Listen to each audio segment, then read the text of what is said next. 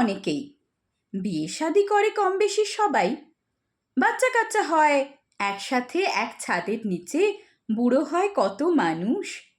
কিন্তু সত্যিকার অর্থে সোলমেটের দেখা পায় কজন?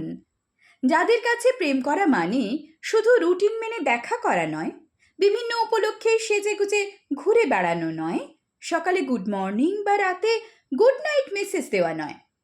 সোলমেট হলো যে মানুষটাকে দেখলেই মনে হয় এই মানুষটা আমার আত্মার একটা অংশ, যার সাথে কোনো ভনিতা করা লাগে না, নিজের কোনো অংশ লুকোনো লাগে না, যার সাথে জাস্ট ক্লিক হয়ে যায় ঘন্টার পর ঘন্টা কোনো পার্টিকুলার টপিক ছাড়াই, যার সাথে কথা বলা যায়, হাসাহাসি করা যায়, যার সাথে কাটানো প্রতিটা মুহূর্ত তীব্র ডোপামিনের ডোজ দিতে থাকে।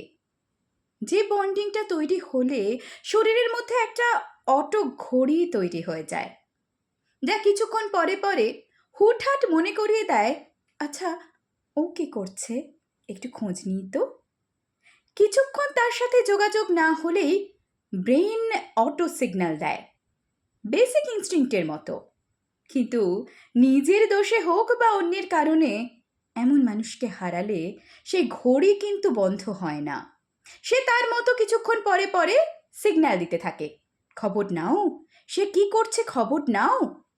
কিন্তু সেই মানুষটার সাথে আর যোগাযোগের অধিকার না থাকলে প্রতিবার এই সিগন্যাল ভয়াবহ প্যারা দেয়। Knowing that he or she is not yours anymore will never be.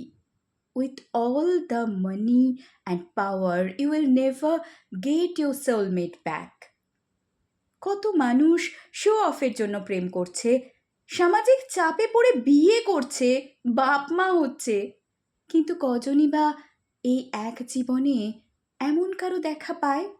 আর পেলেও কজনই বা তাদের ধরে রাখতে পারে?